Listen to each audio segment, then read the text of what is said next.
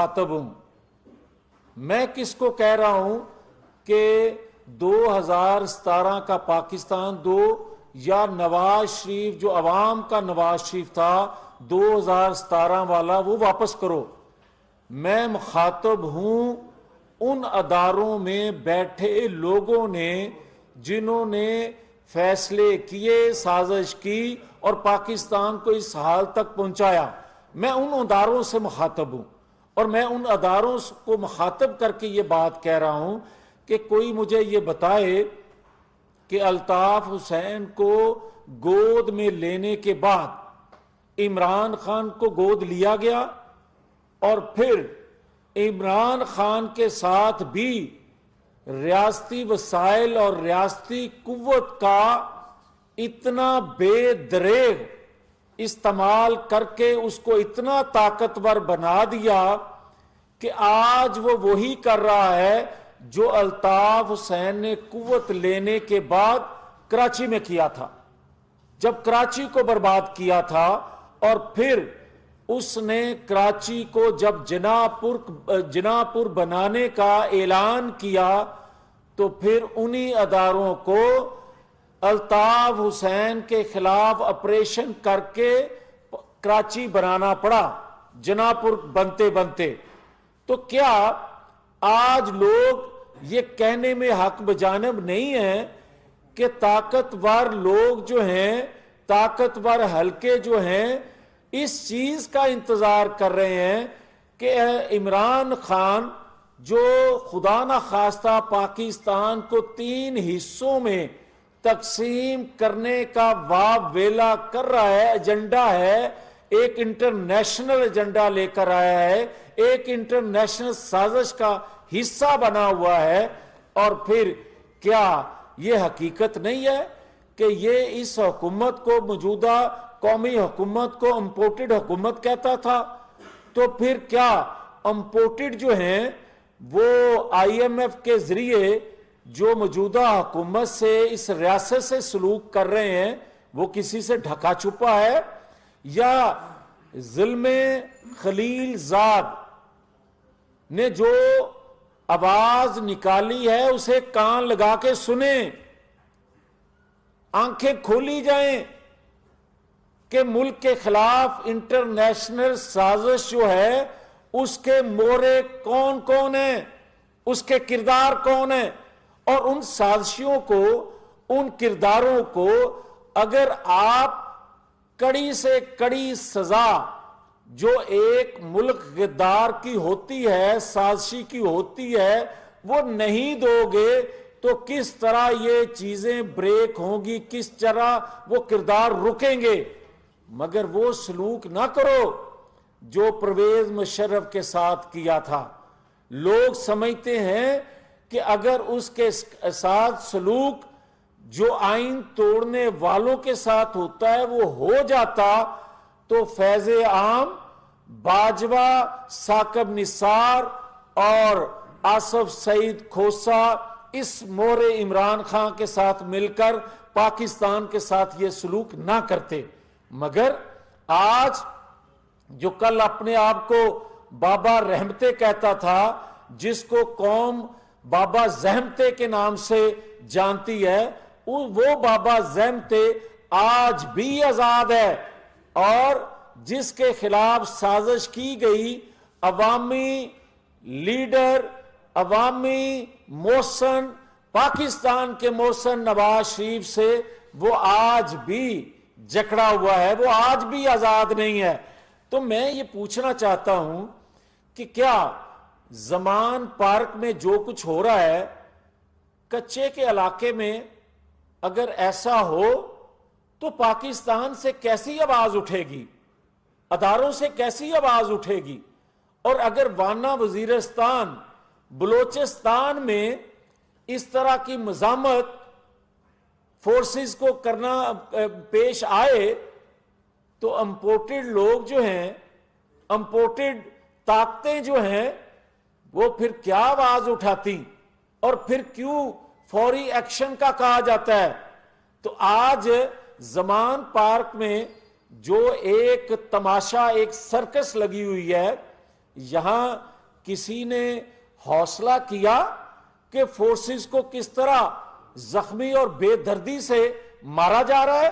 مگر آج بھی یہ کہنے میں شاید لوگ کہتے تھے میں حق بجانب نہیں ہوں، مگر زمان پارک کی سرکس تماشے کے بعد یہ بات سب پر عیاں ہو گئی ہے کہ کچے کے ڈاکوؤں، لٹیروں، رسا گیروں، اغوا کاروں وانا وزیرستان یا بلوچستان میں علیحدگی پسند تحریکوں، علاقائی جماعتوں، پرتشدد تحریکوں اور غیر ملکی ایجنڈے پر کام کرنے والے لوگوں جو ہمارے انٹیلیجنس ادارے کہتے آئے ہیں، پھر آج زمان پارک میں کس کی قیادت میں کیا کچھ ہو رہا ہے؟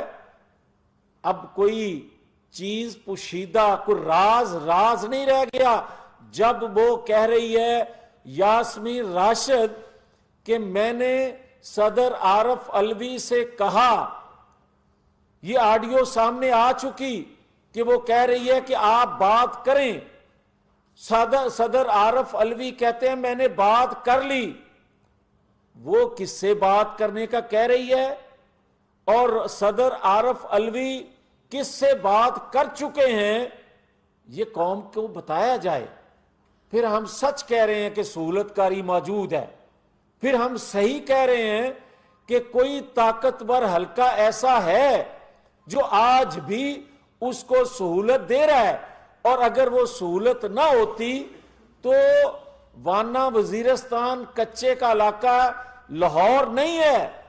لاہور میں بیٹھ کے اگر یہ سب کچھ ہو رہا ہے اور لاہور میں بیٹھ کر ایک ایسے شخص کو سہولت دی جا رہی ہے جو پاکستان کی بربادی کر رہا ہے، تو پھر مجھے کہنے کی یہ اجازت ہونی چاہیے کہ چھوٹے صوبوں کی لیڈرشپ کے قتل عام کے بعد، پھانسی دینے کے بعد، ان کو اپنے زیر اثر کرنے کے بعد، ان کو غدار بنانے کے بعد، بڑے صوبے پنجاب سے پنجابی لیڈر پر قاتلانہ حملے ہوئے، اور یہاں تک کہ پنجابی لیڈر کو، نواز شریف کو جیل میں زہر دیا گیا۔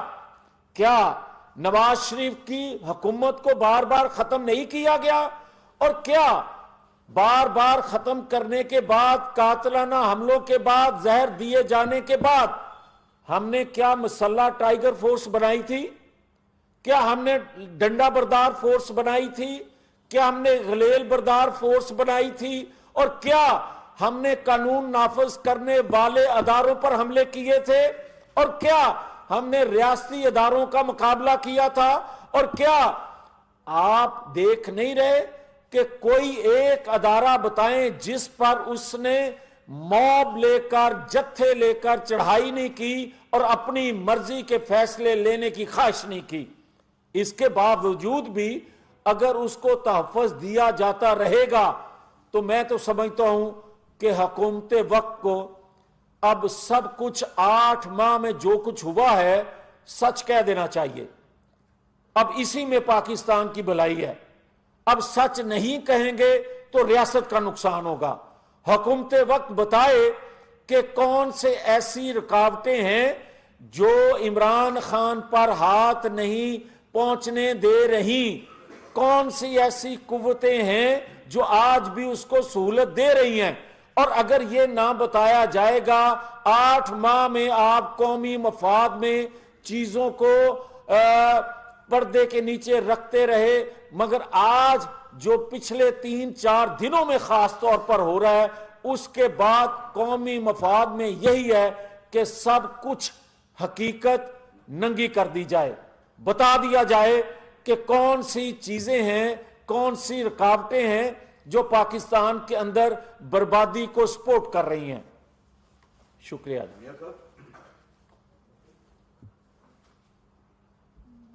رضوان مشتبہ صاحب، سینئر جرنلسٹ۔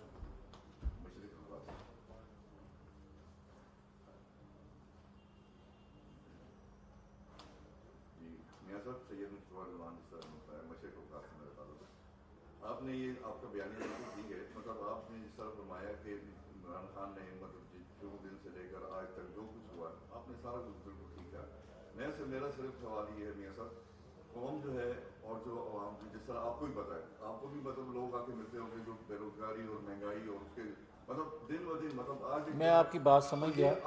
آپ جو کہنا چاہتے ہیں, میں نے شروع میں یہی بات کہی ہے کہ 2017 کا پاکستان واپس کرو. 2017 میں کیا 35 روپے کلو آٹا نہیں تھا؟ کیا 2017 میں 65 روپے لیٹر پیٹرول نہیں تھا؟ کیا 2017 میں 140 روپے کلو گھی نہیں مل رہا تھا؟ یہ ہے وہ مسائل 2017 کی سازش کرنے والوں نے جو سازش کی ہے. ہم تو کہہ رہے ہیں ان سازشوں کو کٹہرے میں لاؤ اور پاکستان کے محسنوں کو بتایا جائے, پبلک کیا جائے کہ ہم سے غلطیاں ہوئی ہیں, اداروں میں بیٹھے لوگوں سے غلطیاں ہوئی ہیں اور اداروں کی قوت کو استعمال کیا گیا ہے. اشفاق مغل صاحب آپ تک یہ آپ کی باتیں شاید ٹھیک ہی ہوں, لیکن یہ بتائیں کہ آپ تو گورنمنٹ ہے, آپ کے پاس اختیار ہے اور آپ کے پاس فورس بھی ہے, تو ہمیں بظاہر لگتا ہے کہ عمران خان کی گرفتاری یا اس کے خلاف ایکشن کرنے کے حوالے سے گورنمنٹ خود جو ہے وہ تذبذب کا شکار ہے. کوئی واضح پالیسی نہیں آ رہی. ریاست ہے 4 دنوں سے ایک بندہ دیکھیں گزارش یہ ہے کہ میں نے آپ سے عرض کیا, شاید آپ میری بات کو سمجھے نہیں ہیں یا سمجھا نہیں میں پایا یا آپ سمجھنا نہیں چاہتے.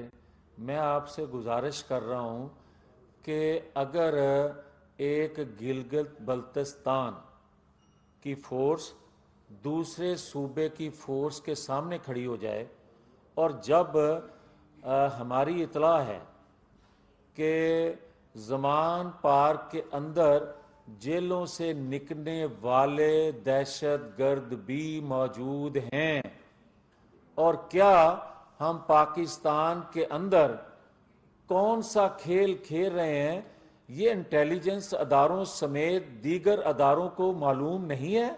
اور کیا حکومت وقت جو ہے وہ ریاستی اداروں کی رٹ قائم کرنے میں آپ اگر سمجھتے ہیں سنجیدہ نہیں ہے, تو پھر آپ یہ کیوں نہیں کہہ دیتے کہ حکومت وقت ہی سنجیدہ نہیں ہے اپنی حکومت کرنے کے لیے؟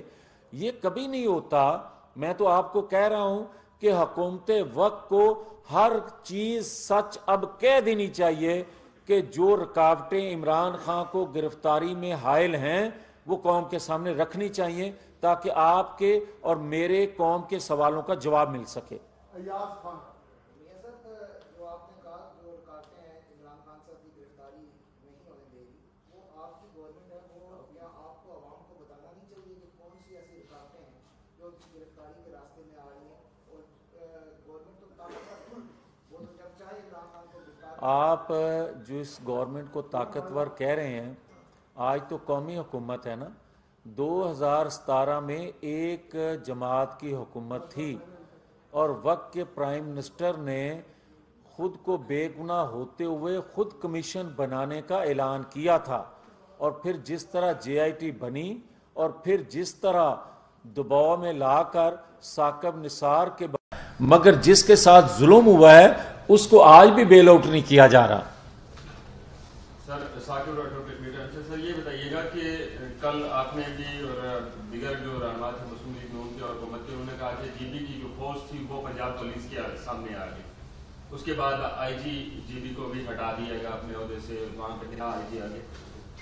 کیا اس کے خلاف کوئی کارروائی ہوگی یا کو غداری کا مقدمہ ریاست کے اندر, اگر ریاست کے سامنے کھڑے ہوئے تو ان کے خلاف کوئی غداری کا مقدمہ؟ جنہوں نے واضح طور پہ آئین توڑا اور جس پر غداری کا مقدمہ بنا اس کا نام ہے پرویز مشرف. اس کے اثرات اس غداری کے مقدمے میں آج تک مسلم لیگ نون بھگت رہی ہے. تو اس کے بعد آپ کس سے توقع رکھتے ہیں کہ غداری کے مقدمات اور بنے؟ مگر جہاں تک ایکشن کا تعلق ہے, اگر ان کا یہ رول فیل نہ ہوتا تو ان پہ ایکشن نہ ہوتا. بہت شکریہ.